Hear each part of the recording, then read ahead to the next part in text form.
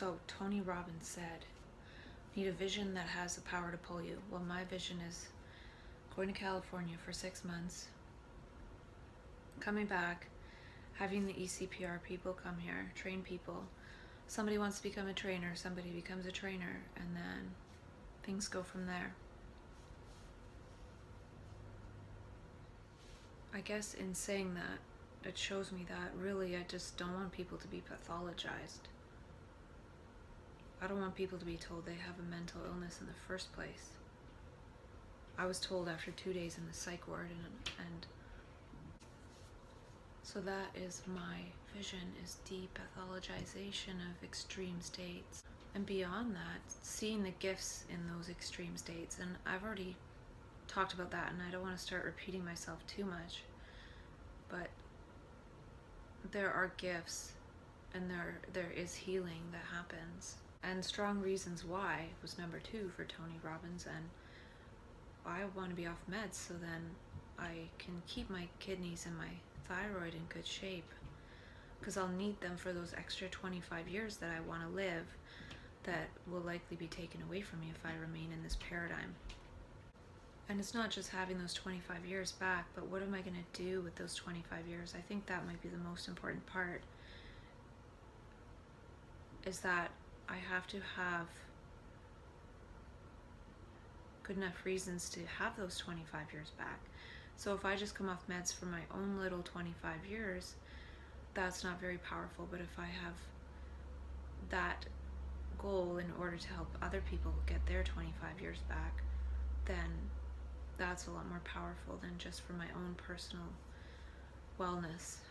And he also talked about raise your standards. Well, I have high standards in that I don't want to be on medication. And so when he talked about needing to stay consistent with who we think we are, well, I think bipolar actually gives us access to different dimensions of ourselves to experiment. Well, is this who I am? Is this who I am? Do I want to be more like this? And I think that's for me where embodied mania comes in, is there could have been a lot of experience one's had in mania and psychosis that one would not want to embody. And so by having access to more of the spectrum, one can actually choose different ways of being after the fact through embodied practice, versus always assuming one is this consistent entity that one is trying to stay consistent with. And he said joy comes when we're spontaneous. So that's definitely true of mania. Being super spontaneous is being super joyful. So synchronicity, spontaneity, joy, I feel those are part of embodied mania. And so that's what Tony Robbins said. He said the strongest force in the human personality is to stay consistent with how we define ourselves. I define myself as somebody who's not on medication, who's very healthy. I would like to help bring the gift of wellness to people. First, I have to create it myself. I'm optimistic that I can get off medication. I watched another talk online, and the guy said invest in your own brain, and he was talking about education and reading and stuff, but I think too, coming off medication is investing in my own brain. Part of my wellness company, actually, the beginning part, is actually investing in myself and experimenting with myself. I remember years ago I had a chronic fatigue like syndrome thing going on, and when I finally was able to heal myself of it through diet and things like that, I told myself I really wanted to help other people have really good health. But then I didn't do that, and then it was too late, and then I had this mental health condition. So I feel like by doing these videos, when I do come off medication, at least I'll have already created something that might be helpful.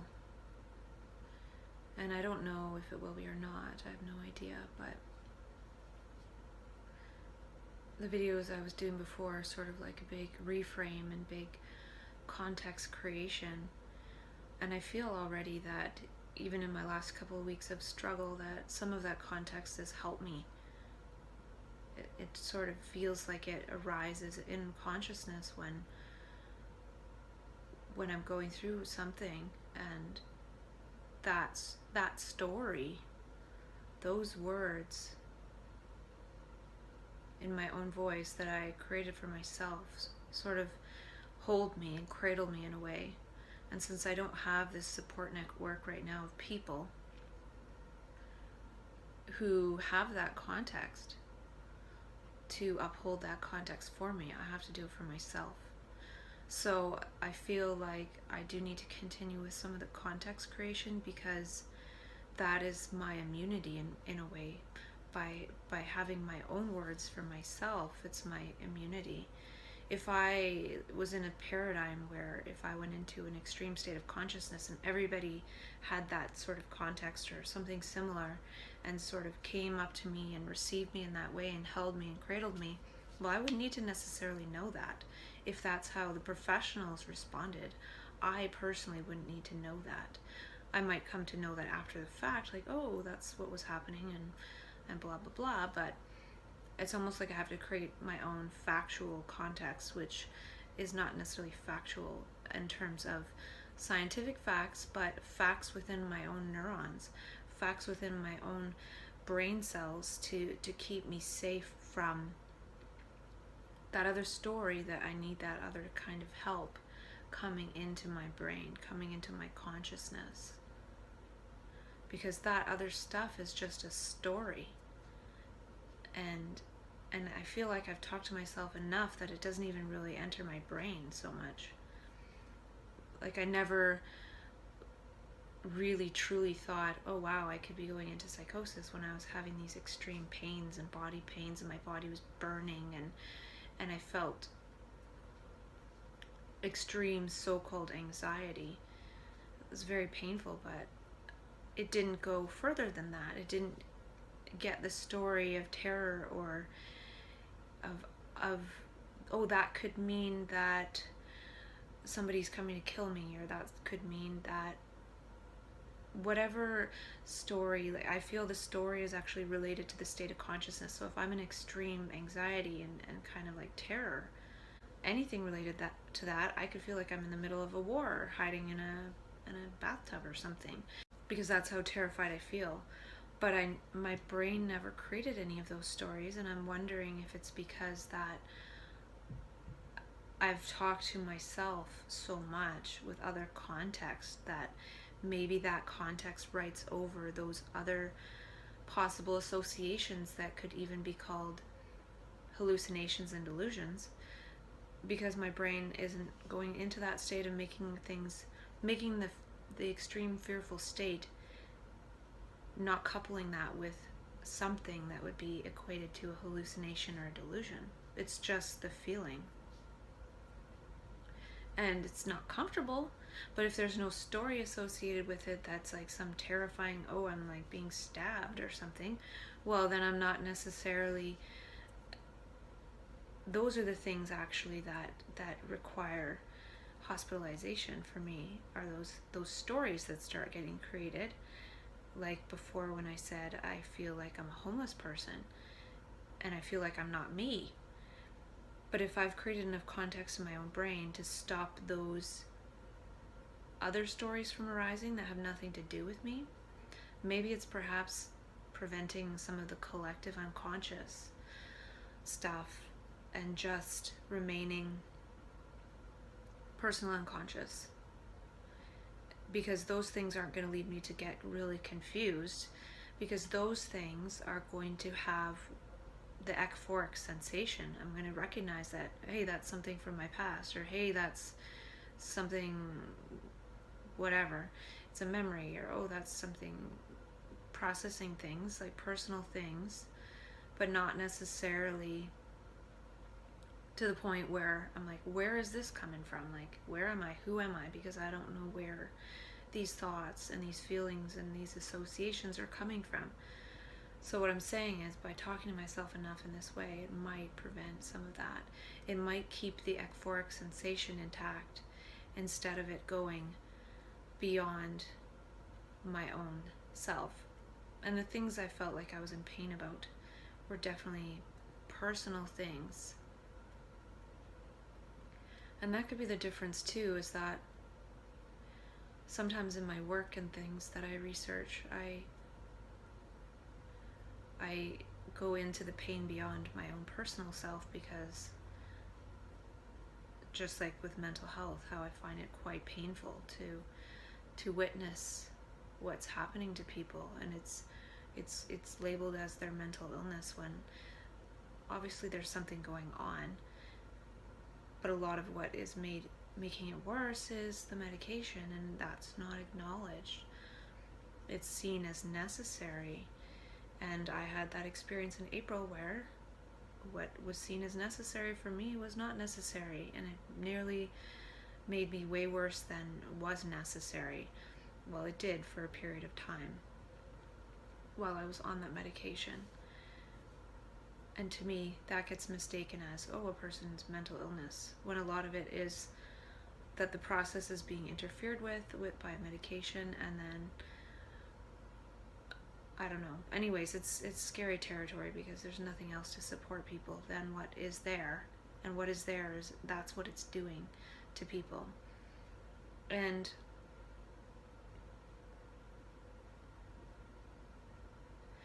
so yeah, I don't know what I was saying, but I feel like since it was a personal thing, it was kept personal, instead of sometimes when I go into those other states, I get very concerned over others. And that happened a couple months ago, and somebody helped me see that if I destroy myself over that, then I can't help others anyway. So it's sort of a silly thing to do, is to take on other people's stuff. I'd rather be in a position where I'm supporting people to thrive, so there's none of this working trying to not take on other people's stuff. I admire the people that are able to do that, because that's amazing. But even the paradigm to which they're devoting their energies is creating a lot of what they're there to actually help with. And that's the part I don't agree with. I wouldn't mind supporting people on medication if they were on it for a very short period of time, and then they were given nutritional and vitamin supports and all this other stuff. But the way it's going right now is awful. And I think that either nobody has a mental illness or everybody has a mental illness. We all have that same process going on within us, and certain people sort of spin out of control, and then we try to put people back together with medication, and that's not the long-term solution. And I was thinking about the trauma release exercise that I was doing, and how it induces a quivering or a shaking state. And I know that usually right before I get hospitalized, I'm like shaking like crazy, and I actually think it's releasing trauma. It's like the body's trauma release mechanism.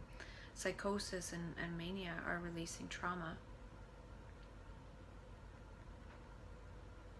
And no wonder it seems confusing, because it's not like a logical state. It's not like, okay, so now I'm going to release trauma and you will be in discomfort for 5 minutes while I do that. No, it's just, it's a living process. So I wrote up some stuff on alternatives and options, and I don't know if I'm going to call my wellness company Clear Skies Wellness or Happiness First Wellness, something like that. But I don't really want it to be about mental illness, because I don't actually believe in mental illness. So it's not necessarily just for people diagnosed with a mental illness, because that can be a little bit dicey. I feel like it'd be more about helping someone with their wellness, so then that sort of crowds out the mental illness part. So for me, I can't just say, oh, I don't have a mental illness and stop taking my medication. That would be silly. But if I create enough wellness, if I take certain supplements, if I have a peaceful place to live, if I am moving towards the life that I want, then all those aspects are going to add to my wellness, and that will possibly decrease the likelihood that I will experience symptoms of anything else, because I'll be keeping my allostatic load very low.